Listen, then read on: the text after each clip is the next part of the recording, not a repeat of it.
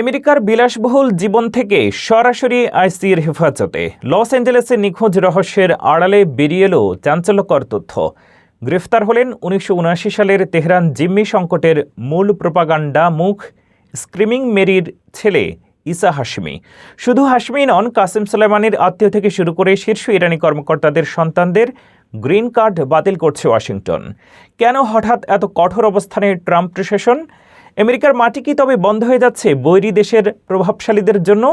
বিস্তারিত ফারজানা আফরোজের রিপোর্টে।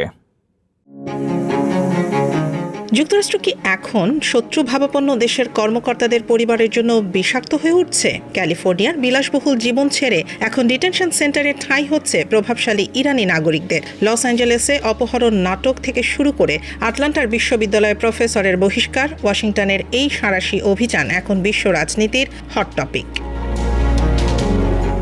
ঘটনার সূত্রপাত গত বৃহস্পতিবার। লস অ্যাঞ্জেলেসের বাড়ি থেকে হঠাৎ উধাও হয়ে যান সৈয়দ ইসা হাশেমি। পরিবার অপহরণের অভিযোগ করলেও পরে জানা যায় আইস তাকে সপরিবারে হেফাজতে নিয়েছে। হাশেমি হলেন ১৯৭৯ সালের মার্কিন জিম্মি সংকটের প্রোপাগান্ডা মুখ স্ক্রিমিং মেরির ছেলে। অভিযোগ উঠেছে তিনি এবং তার পরিবার আমেরিকার মাটিতে বিলাসী জীবন কাটালেও কখনোই তাদের পূর্বসূরিদের ভারত বিরোধী বা আমেরিকা বিরোধী অবস্থানের নিন্দা জানাননি।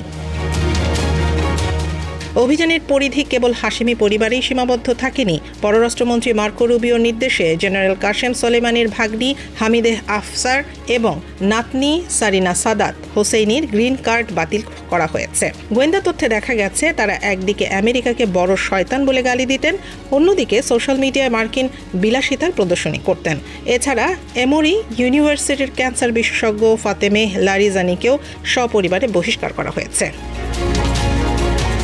ট্রাম্প প্রশাসনের বার্তা অত্যন্ত পরিষ্কার। পররাষ্ট্রমন্ত্রী মার্কো রুবিও সাফ জানিয়েছেন, আমেরিকা কখনোই সন্ত্রাসবাদী বা বৈরী ভাবাপন্নদের নিরাপদ স্বর্গ হতে পারে না। একদিকে ইরান যুক্তরাষ্ট্র যুদ্ধ পরিস্থিতি, অন্যদিকে অভ্যন্তরীণ এই ধরপাকড়। সব মিলিয়ে ওয়াশিংটন এখন তেহরানের ওপর সর্বোচ্চ চাপ প্রয়োগের নীতিতে অটল। আইনের শাসন নাকি রাজনৈতিক প্রতিশোধ, এই বিতর্কের মাঝেই মধ্যপ্রাচ্যের প্রভাবশালী পরিবারগুলোর জন্য আমেরিকার দরজা চিরতরে বন্ধ হয়ে যাচ্ছে।